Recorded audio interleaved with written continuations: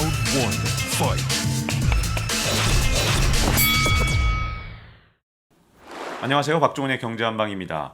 이런 얘기 많이 들으셨죠? 지난 30년 동안의 세계화 시대는 잊어라. 이제 새로운 패러다임이 온다. 그래서 2부에 이어서 바로 두물머리 빈센트 작가님하고 그리고 얘기를 계속 나눠보도록 하겠습니다. 책에서 저는 제일 흥미로웠던 게 뭐냐면 차이메리카 이 시대가 지금 흔들리고 있다는 그런 말씀에 저도 이 챕터 제목에 저도 공감이 갔거든요. 그동안 세계화도 굉장히 큰 조류였지만 중국하고 미국하고 이렇게 정말 찰떡궁합이 돼서 세계 경제를 이끌어갈 줄은 정말 몰랐거든요. 근데 이제 그런 시대는 어느 정도 저물어간다고 봐야 되겠죠.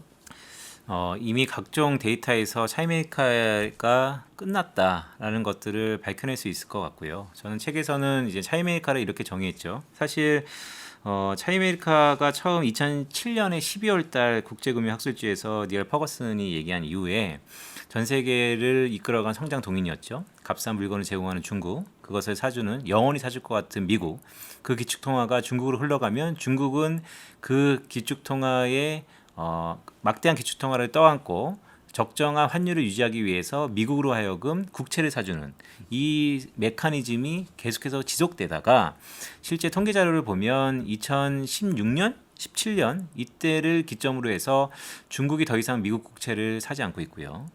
그런 가운데 계속해서 미중 무역 분쟁 아니면 코로나 이벤트 이런 것들이 나타나면서 최근에 아예 패권 경쟁까지도 치부하면서 이 둘의 관계가 급속도로 악화돼서 과거의 전략적 파트너였나? 라고 의심할 정도로 상황이 매우 안 좋아졌죠. 그래서 저는 이미 중국이 미국 국채를 사지 않는 이 순간, 더 나아가서 미국이 더 이상 대놓고 중국의 모든 물건들을 자연스럽게 사주지 않는 이 순간이 차이메리카는 끝났다라고 보고 있는 것입니다. 저는 이제 코로나19의 역할이 참 궁금한데요. 차이메리카의 이 종언을 좀 앞당긴 역할을 한 건지 아니면 정말 아예 새로운 변수가 돼서 정말 새로운 패러다임으로 보낸 건지 이게 좀 궁금한데요. 원래 이 에너지 좀 차이메리카가 끝나가는 그 상황은 코로나19가 아니었어도 계속 진행됐을 그럴 상황이었다고 보시는 건가요?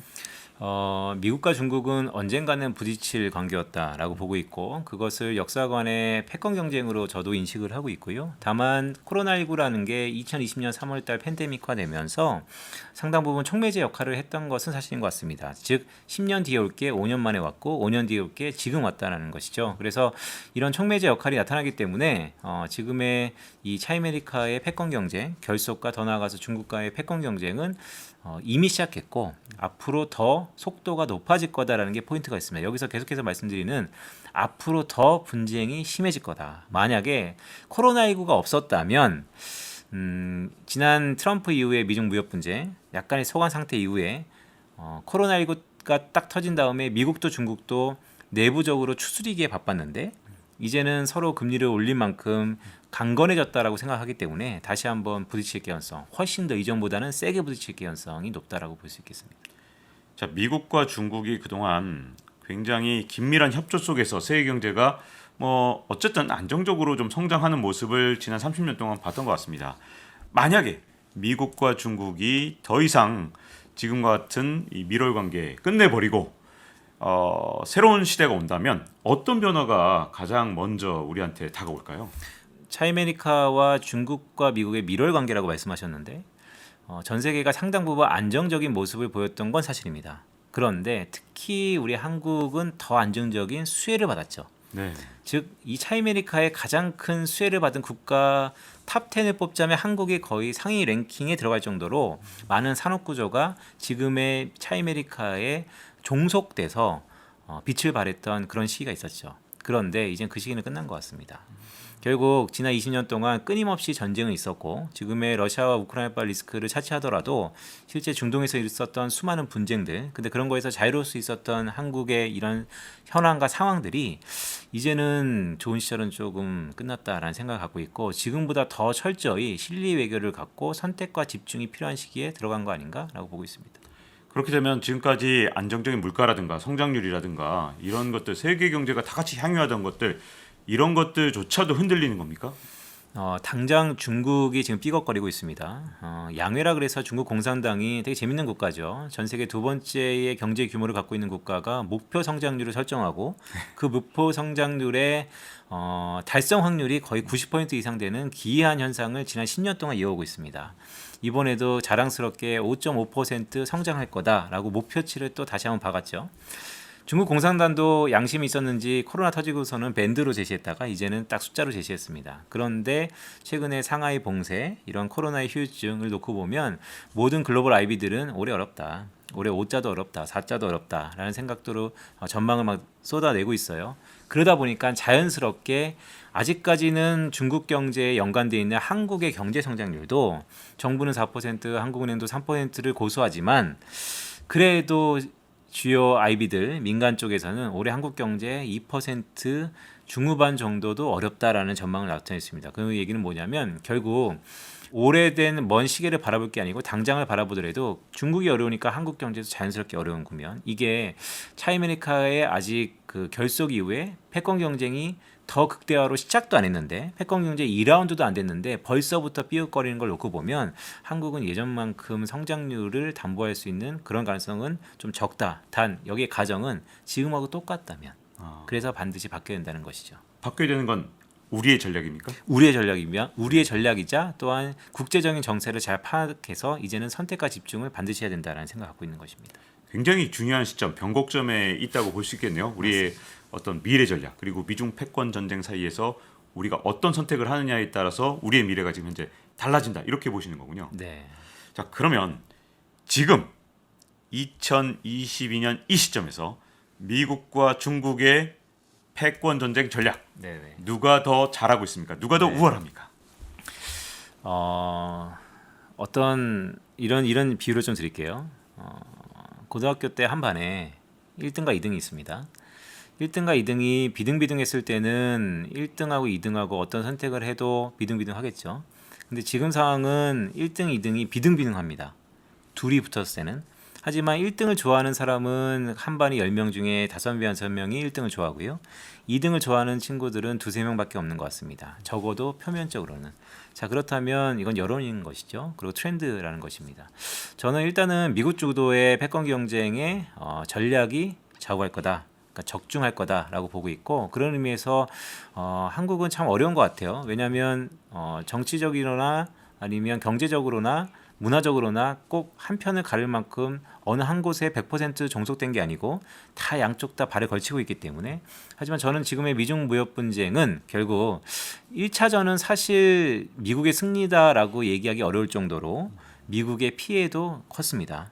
하지만 여전히 미국의 성장률은 금리를 올린 만큼 경관 수준으로 올라갔다는 측면에서 보면 또 미국이 승리한 전쟁이라고도 생각을 할 수 있어요. 그래서 저는 이 미중의 패권 경쟁은 미국 주도로 갈 건데 단 미국 전망대로 100% 될 것 같지는 않다. 하지만 미국 중심으로 갈 거다라는 생각을 갖고 있습니다. 그러면 여기서 또 궁금해지는 건 트럼프 대통령, 전 대통령의 전략과 네. 바이든 대통령의 전략, 네. 자 장점과 단점 또는 또 더 나아가서 누가 더 잘하고 있는지 좀 평가해 준다면 어떻게 보십니까?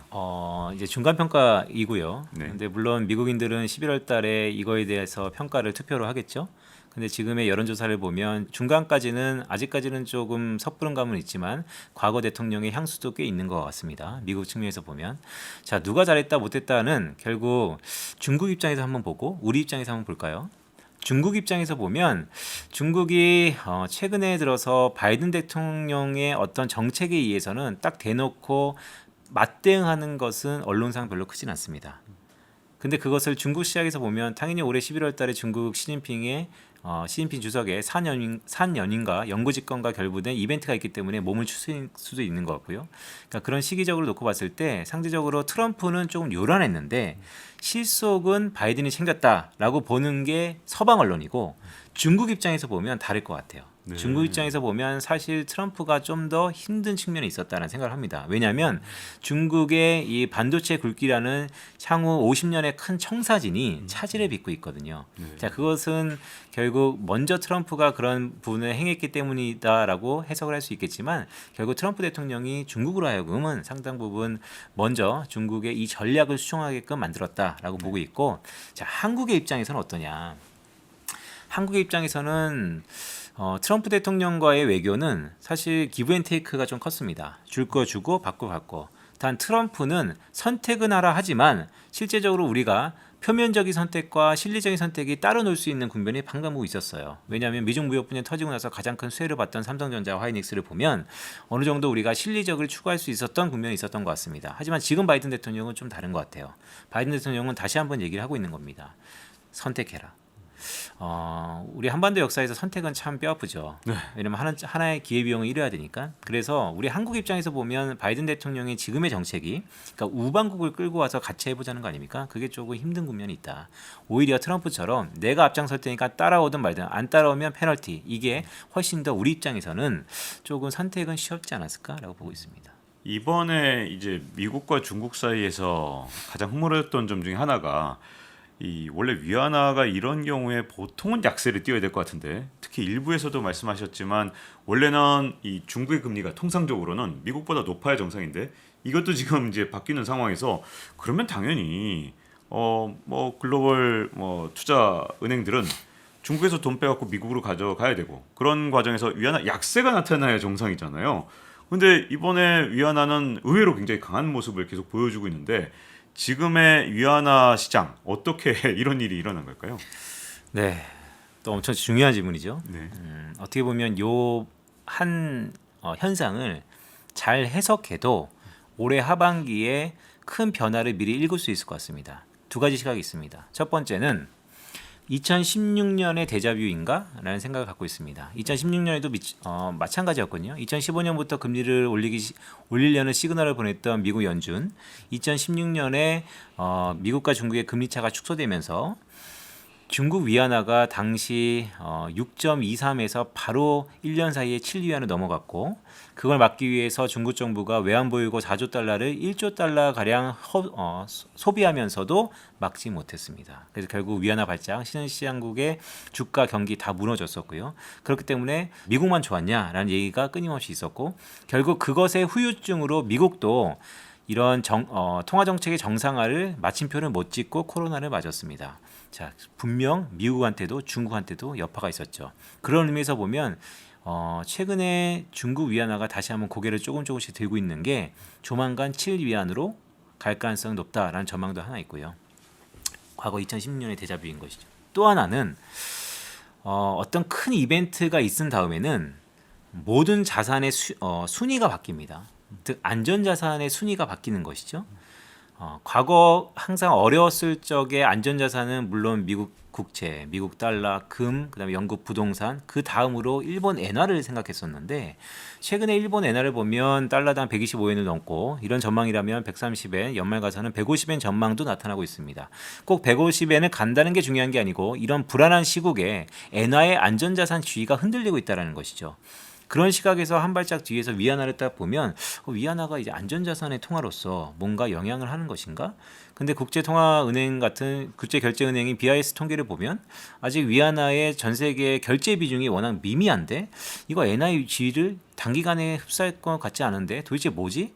2008년 아니면 요번에 2022년 이 베이징 올림픽을 거치면서 뭔가 많은 위안화의 디지털화 이 부분이 혹시 BIS 통계에 담기지 않는 점유율이 커진 거 아닌가? 이런 여러 가지 혼재된 생각들이 있습니다. 그래서 저는 이 부분들의 해석이 매우 중요할 것 같고 실물 경제 측면에서 놓고 본다면 지금부터 위안화는 여태까지 선방했는데 조만간 뭐 이게 언제 이제 수정돼서 올라갈지 모르겠지만 4월 15일 전후로 해서 중국인민은행이 다시 한번 지준율을 50bp나 낮춘다는 거의 컨센서스가 기정사실화 되어 있거든요. 그렇다면 미국은 계속해서 금리를 올리는데 중국은 금리를 낮추니까 당연히 양국가의 금리 차를 반영한 환율은 위안화는 약세 압력이 높아지는 것이죠. 그래서 저는 실물 경제 측면에서 놓고 보면 위안화 약세 압력이 훨씬 높다라고 보면서도 한편으로는 조금씩은 속마음에는 이 안전자산의 지위가 뭔가 벼랑이 벼는가 보다. 그러면 그 엔화의 수많은 수요들이 일부분만 위안화로 간다고 한다면 사실 위안화의 지금 6.4위안에서 6.6위안 이 박스권이 좀 이어지는 거 아닌가 이런 생각도 조심스럽게 하면서 여전히 실물단에서 앞부분의 전망을 높게 보지만 뒷단에서 말씀드렸던 그런 부분도 염두하면서 이 사태를 보고 있습니다. 우리나라 입장에서 어쨌든 안보는 미국에 그리고 경제는 중국에 의존하는 그런 상황은 어쨌든 현실적으로 인정을 할 수밖에 없는 상황이잖아요. 앞으로 이제 선택을 어쨌든 강요받게 될 것 같은데 우리가 선택을 잘할 방법이 있는지 또 뭐가 잘하는 건지 이런 것들이 굉장히 어려운 시기일 것 같습니다. 어떻게 보시나요? 참 어렵죠. 네. 네. 새 정부가 참 어려울 것 같습니다. 네. 글쎄요, 전 나름대로 생각이 있는데 제가 이런 메시지를 전 이렇게 생각합니다라고 던지는 것도 꽤 중요하겠죠, 이런 자리에서. 하지만 약간 비유를 좀 드려드릴까요? 최근에 프랑스가 대선을 치르고 있어요. 네. 결선 투표 들어갔습니다. 네. 아마 4월 24일 날, 24일. 예, 24일 날 할 겁니다. 마크롱과 르펜이 붙었죠. 5년 전에 붙었을 때는 마크롱이 단연 승리였는데 최근에 결선 투표에서의 르펜의 지지율이 심상치 않고, 근데 르펜의 전략이 극우를 떠나서 정말 재밌는 전략이 반나토 러시아와의 전략적 제휴를 카드로 끌고 왔습니다. 프랑스, 유로존, 나토의 회원국인 프랑스의 차기 대통령이 지금 이 판국에 러시아와 우리 실리 외교를 취해야 되는 거 아닌가를 공약으로 갖고 왔는데 상당 부분 지지를 받고 있다라는 것이죠. 생각보다 지지율이 높더라고요. 그렇죠. 결선 투표가 네. 생각보단 박빙이다. 네. 물론 여전히 마크롱 우세하긴 하지만, 대통령이 네. 우세하긴 하지만 예. 네. 그것도 놀랍습니다. 박빙인 것 맞습니다. 자체도. 네. 네. 그러니까 그게 의미하는 건 뭐냐면 가장 전쟁의 중심에 있는 유럽의 또한 리드 국가인 선두 국가인 프랑스조차도 이런 전략적 제휴, 경제적인 의미가 상당히 크게 작용할 거다. 그래서 한국도 참 외교가 참 어려울 것 같은데 국방이냐 경제냐 뭐 제로섬이다라고 하면 참 고달픈 건데 저는 아무래도 경제학자다 보니까 그렇다고 뭐 국방을 아예 중요시하지 않는 건 아닌데요. 그래도 경제적인 메커니즘을 놓고 보면 빨리 국산화의 시동을 이미 2, 3년 전부터 걸고 있기 때문에 단 지금은 조금 시간이 필요하다. 그래서 지금은 중국하고도 미국하고도 중간에 실리 외교는 어쩔 수 없다. 근데 물론 이런 시각을 보면 그러다가 두 마리 다 토끼 놓친다라고 할 수 있겠지만 우리를 기다려줄 것 같지 않은데요. 그렇죠. 선택이. 그런데 시기가. 저는 뭐 오늘 뒤에도 좀 말씀드리겠지만 약간 우리한테 키가 있다. 네. 반도체 같은 겁니까? 그렇죠. 네. 네. 그래서 네. 지금 물론 나중에 미국 같은 열강들이 이렇게 우리가 어떻게 보면 간보기 하다가 더 아픈 제재와 더 아픈 선택을 강요할 수 있겠지만 우리의 어쨌든 골드 타임은 2, 3년 있다라는 생각을 갖고 있습니다. 어쨌든 우리가 중국에 대한 이 과도한 경제 의존도 우리나라 수출의 3분의 1을 중국과 홍콩에 하고 있으니 참 이것 때문에 진짜 선택의 여지가 굉장히 없는 거잖아요. 혹시 앞으로 뭐 우리뿐만 아니라 세계 경제가 중국을 대신해서 어떤 성장 동력으로 삼을 만한 세계 경제를 이끌어갈 새로운 기관차 역할을 해줄 만한 또는 우리나라 경제도 이 시장을 개척하면 돼라고 할 수 있는 그런 대체할 만한 나라가 나타날까요? 또 있을까요? 말씀 주셨던 것처럼 한국 수출이 연일 사상 최고치를 치고 있는데 거의 25%가 최종 제휴단에서 중국으로 가고 그 안에는 대부분 중간 제휴단이 80% 이상이고 그러니까 중국 의존도가 높죠. 그렇기 때문에 항상 이런 일이 벌어지면 포스트 차이나 찾기에 대해서 우리가 열을 올립니다.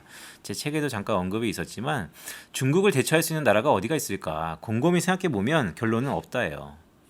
그렇기 때문에 왜 없지라고 또 곰곰이 생각해 보면 중국이 갖고 있는 지금의 이 지위와 기능과 위상이 너무 크기 때문에 어떤 한 국가가 중국을 1대1로 대체하기 힘들다. 그렇다면 기능을 조금 쪼개보면 대체하는 국가들이 있을 것 같습니다. 일단 중국이 마냥 저렴한 제품을 생산하는 건 아니거든요. 그래서 어느 정도 기술력이 올라온 중국 제품을 대체할 수 있는 것은 결국 기술력을 갖고 있는 제조업 강국인 한국과 대만이 충분히 그 포지션을 일부분 가져갈 수 있다라고 보는 거고 거기에 선두에 반도체 산업이 있는 것이고요. 또 영원히 값싼 가격에 대한 니즈와 메리트는 있는 것이죠. 그것은 낮은 인건비를 갖고 있는 또 다른 개척지자 시장인 인도네시아와 인도를 비롯한 이 동남아시아 지역, 이 지역이 포스트 차이나의 또 다른 기능을 담보할 거고 또 하나 지금의 시대 정신이 ESG라 그래서 환경과 사회와 지배구조를 총괄하는 이 ESG의 테마가 우리 금융시장에 한 1년 정도, 1년 반 정도부터 강타하고 있는데 아직까지 이 글로벌 스탠다드라고 할 수 있는 기준이 없어요.